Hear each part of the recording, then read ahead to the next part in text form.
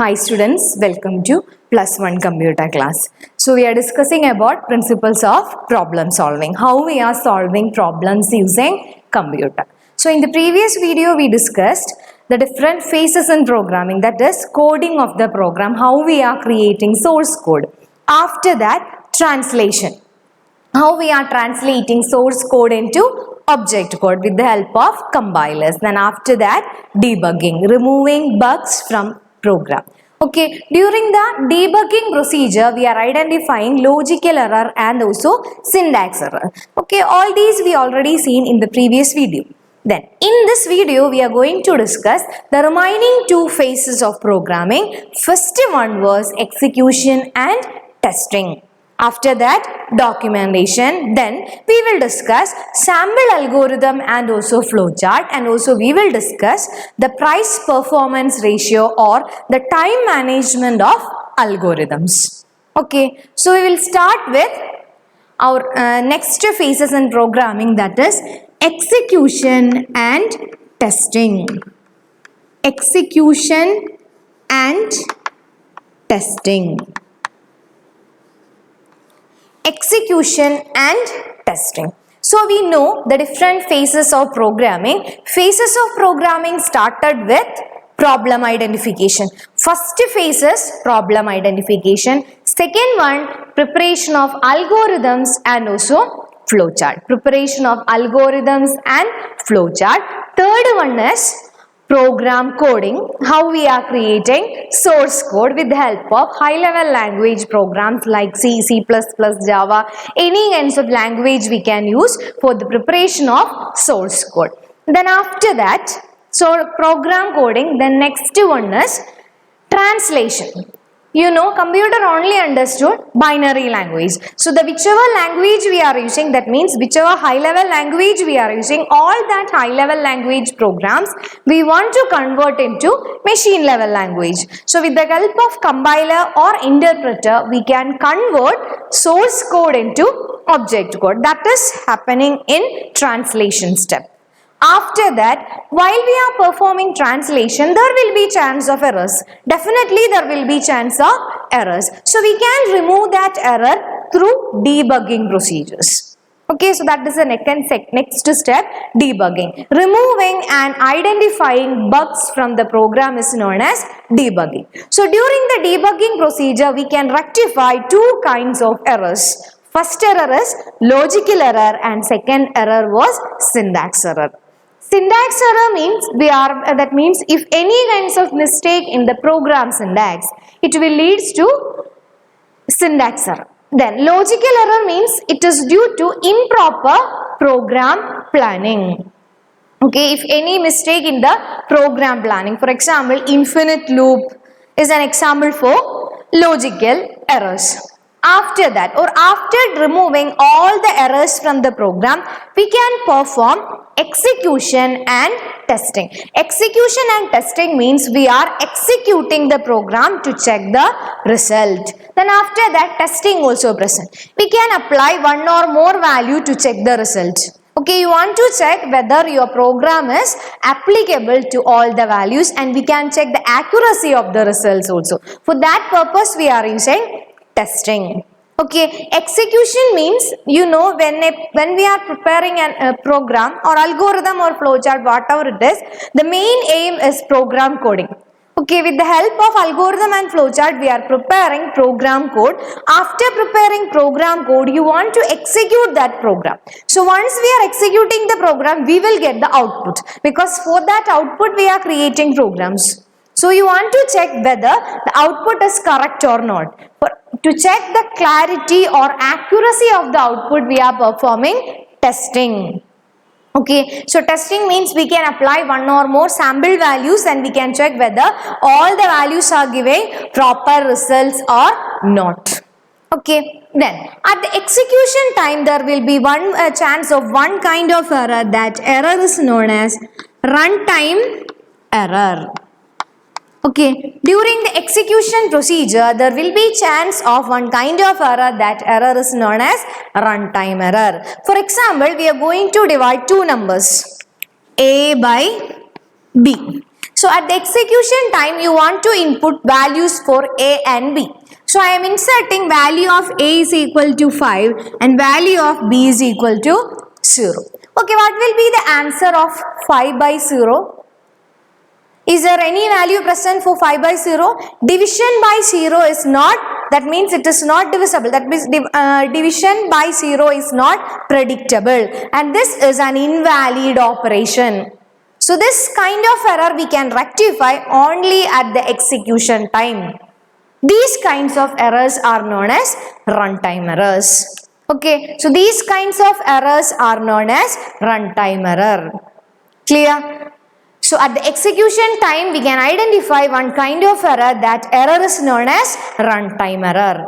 Clear? Logical error and syntax error we can identify at the debugging procedure. Runtime error is at execution step. Clear? So that is belonging to execution and testing. We can execute a particular program. That means here we are discussing about C++ language. So we can execute C++ program. So after the execution, we can check the accuracy of the result. We can apply one or more values and after that we can check whether the values are giving correct value or not.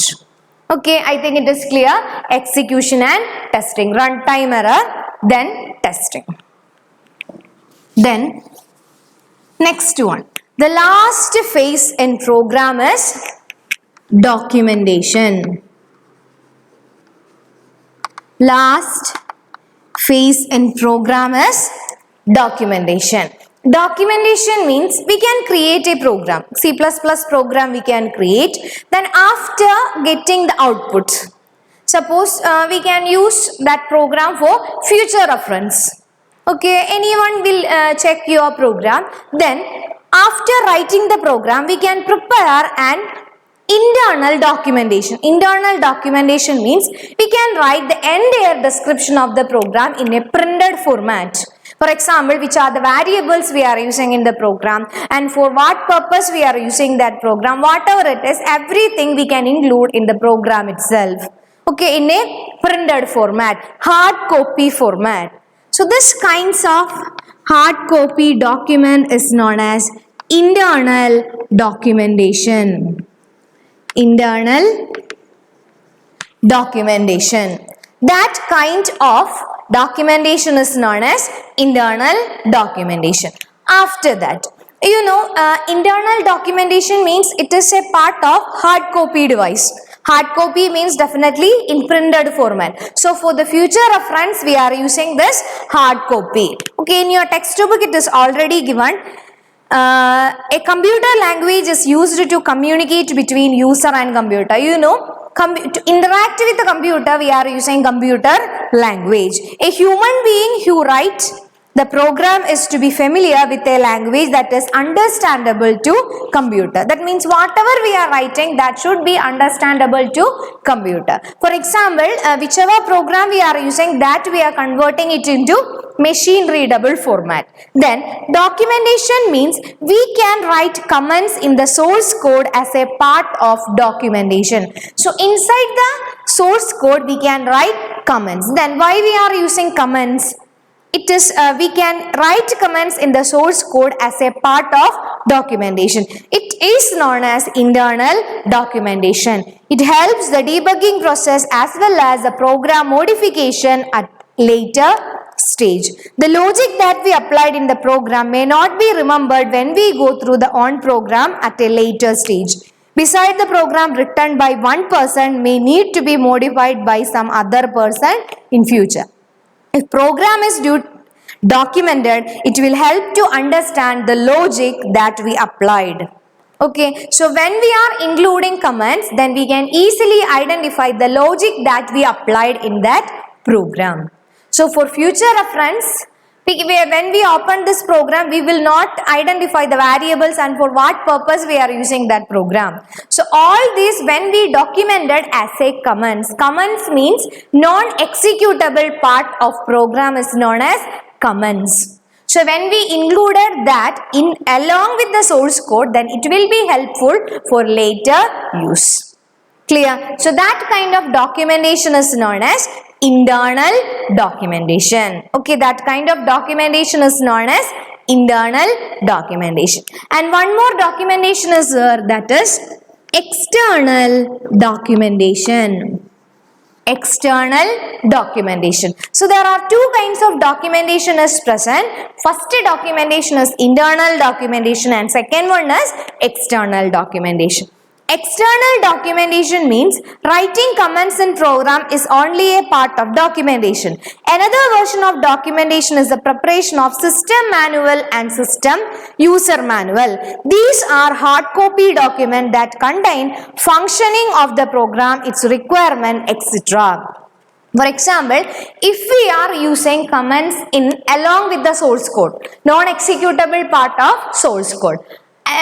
Relating to that, we can prepare a user manual and also program manual. You know what does mean by user manual and program manual. When we are buying a product, electronic product or mobile phone, whatever it is, you will get a manual along with. In that means a small kind of book we will get. In that book, the entire information regarding to that product, how we are opening it, what are the functions, what are the different parts, everything will be present in that user manual. Okay, our guide, okay, it will be there. So like that, we can prepare a user manual and also program manual for that particular source code. So that means in that manual, we are including all the procedures. All the procedure means number of variable, data type of variable, for what purpose we are using that program. Everything we will discuss in that particular section itself. Okay, I think it is clear. So this is the last phase in programming. Documentation. There are two types of documentation is present. First document is internal documentation. So we are including comments along with source code itself. Okay, so what does mean by comments? Non-executable part of program is known as comments. Then external documentation. External documentation means we are preparing user manual or user guide or program manual for that particular program. Okay, for later use. So these are the two types of documentation, internal documentation and external documentation. Okay, so hope you understood. So these are the two kinds of documentation. Then one more topic is left. By this we are concluding that chapter. It's a small chapter. It consists of different phases of programming. Then we already studied different kinds of algorithms. Okay, different kinds of algorithms and also flowchart. So you know the speciality of algorithm is the algorithm should be short and precise. When we are writing the algorithm, that algorithm should be short and precise. For example, suppose you want to find the sum and average of two numbers. So I can write like this. Step 1. Okay, instead of step 1, here I am using S1. Step 1, start. Step 2, input A comma B comma C. Then sum is equal to A plus B plus C. AVG is equal to A plus B plus C divided by 3. 5. Print sum comma AVG. Last step is stop. Last step is stop. So here we are using three variable A, B, C. Then third step, sum is equal to A plus B plus C. Then AVG equal to A plus B plus C divided by 3. Then print S comma AVG. Then one more method we can use. First step, start.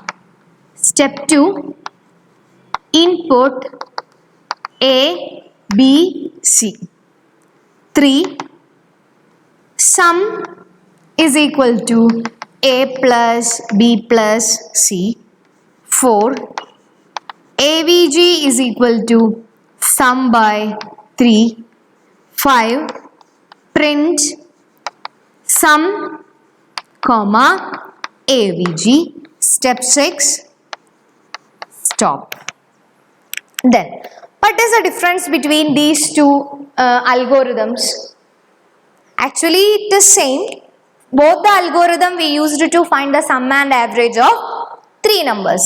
Is there any difference in the first step? No, same. In both the algorithm it is start. Second step, input A, B, C. We are reading 3 variables A, B and C. Third step, we are finding the sum. You know, to find the average, you want to find the sum first. Then sum divided by total number of variables. Then look at the fourth step. First algorithm fourth step and also second algorithm's fourth step. First algorithm, AVG is equal to A plus B plus C. Sum is already available in the variable sum.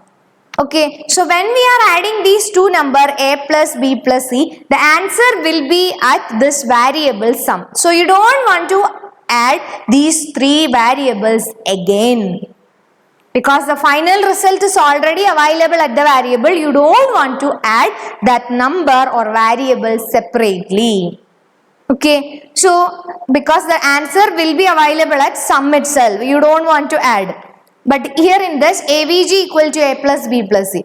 You know, when we are writing AVG equal to A plus B plus C, then first the compiler will check the variable A, memory location of A, then memory location of B and memory location of C. That means 3 processes are performing. Okay, but this is actually this is not required here. We can use variable sum. In the second algorithm, instead of that expression, here I am using sum because the final answer is available in sum itself. Clear? So I think it is clear. So which algorithm is good? Not the first one. Always the second algorithm is good. Always try to reduce the expression. Always use or always write algorithm logically. Okay, because A plus B plus C is already we completed and its answer will be available at variable sum itself. Then sum is equal to A plus B plus C divided by 3. Okay, I think it is clear. Okay, so when we are writing algorithm, always use algorithm with reduced number of steps. Then in your textbook, one more sample is present, that is to find the large number from 3 numbers. You want to find the larger number from 3 numbers. Okay, I think that algorithm I already given in your notebook. So always try to reduce the conditions. Okay, M1, M2, M3. Okay, 3 numbers are already given. Okay, here I am going to discuss only the logic. Then there are different possibilities are available to find the larger number. First possibility is, first we can compare M1 with other 2 number, M2 and M3. So I am combining 2 expressions together. If you don't want to combine, then we can write like this: M1 greater than M2, M1 greater than M3, then again we can check M2 greater than M3, M2 greater than M1, like that. Then if we write like this, then total number of condition checking will be 6. So always try to reduce the comparison or condition. Clear? So always try to reduce the performance ratio of algorithm. So always write valid or logical statement in your algorithm. And then one more sample algorithm is present in your textbook, that is, suppose you want to check the number is even or odd. If it is even number, it is adding to even. You want to find the even number sum, otherwise odd number sum. Okay, that means here same algorithm that is from your textbook. Let us consider one more case. The 2 algorithm given, find the sum of all even numbers and find the sum of all odd numbers between 100 and 200. You want to find the even numbers and odd numbers between 100 and 200, and also after finding the even and odd number, you want to add that number also. Then how we will write this? So I am going to write the first statement, start. Step 2, same algorithm, here I am going to write starting number n is equal to 100. So we require even number sum. So that's why e is equal to 0. Then step 3, repeat step 4 to 6. 4. If remainder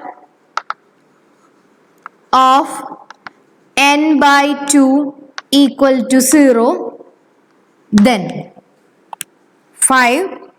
ES is equal to ES plus N. Step 6. N is equal to N plus 1. 7. Print ES. 8. N equal to 100. OS equal to 0. 9. Repeat step 10 to 12 while n less than or equal to 200. 10th step, if remainder of n by 2 equal to 1, then 11. OS equal to OS plus N. 12. N is equal to N plus 1. 13. Print OS. 14. Stop. Okay. So this algorithm means first we are finding, for example, the numbers between 100 to 200. 100 to 200. First step is you want to find even number. So you know 100 belonging to the category of even number. Then 101 odd number. How we are identifying it is an even number or odd number? Remainder of n by 2 is equal to 0. For example, 100 by 2. What will be the answer? 0. Is there any remainder? No. That means for even numbers always the remainder will be 0. Then 101 divided by 2. What will be the remainder? 1. Okay. So for odd number remainder will be 1. Even number remainder will be 0. I think you know what is mean by remainder because in smaller classes we are studying remainder. If we are dividing a number, if it is completely divisible, then we will get remainder as 0. Otherwise, we will get the remainder. If it is not completely divisible, then we will get. In computer, there will be one operator called modulus operator or remainder operator to extract the remainder. In binary addition or for converting a number into binary, we are extracting the remainders. Okay, so for even numbers, remainder will be 0. For odd number, remainder will be 1. Okay, so the first step starting from 1 to 6 is belonging to even number sum. We are checking whether the number is even. If n by 2 is equal to 0, then it is even number. Then we can add that number to ES. Here the variable ES used to store the even number sum. Then next one, OS, odd number sum. If the remainder of n by 2 equal to 1, that number is adding to OS. That means it consists of 14 steps. Then the same algorithm I am going to rewrite with the help of if-else algorithm or with the help of if-else statement. So what will be the condition? Step 1, start. Step 2, n is equal to 100, n is equal to 100, ES equal to 0 and OS equal to 0. I am declaring two variables together, ES and OS. ES for even number sum and OS for odd number sum. Then repeat step 4 to 8 while n less than or equal to 200. Up to 200 you want to continue this execution. Then what will be the first step? If remainder of n by 2, if remainder of n by 2 is equal to 0, then we can identify it is an even number. So if it is an even number, what will be the next step? ES is equal to ES plus n. If n by 2 is not equal to, or remainder of n by 2 is not equal to 0, then else part will execute. Else, step 7, OS is equal to OS plus n. Then after that, step 8, n is equal to n plus 1, 9, print ES 10, print OS, then 11th step, stop. 11th step, we are terminating the procedure. Then look at the two algorithms. First algorithm consists of 14 steps, second algorithm consists of 11 steps. But in both the algorithm, the concept remain same. So the first method is not suitable because we have huge number of condition statement and huge number of functions present in C++. So always try to include all that functions in your algorithm. First algorithm without condition statement. Okay, here we are not checking the condition. 2 if statement, 2 times we are checking the condition. But in the second one, we are not checking the condition. First, true or false. Okay, so which algorithm is the best one? Second algorithm. Okay, so this is the algorithm price performance ratio. So which one is the best one? Second one. So always try to include maximum number of function. So hope you understood how we are writing the algorithm. So by this we are concluding our chapter. So what we studied in this video, so again we will revise the topics that we studied. Execution and testing, then after that documentation, 2 types of documentation, internal and external, then sample algorithm and also flowchart and their working comparison. Then you want to write 2 questions in your notebook, that is compare internal documentation and external documentation. Okay, so hope you understood. Please write and study the algorithm in your notebook, and then the remaining section, one more video is there. In that video I will include all the important algorithm and also flowchart. Okay, so the remaining section we will discuss in the next video. Okay, then thank you.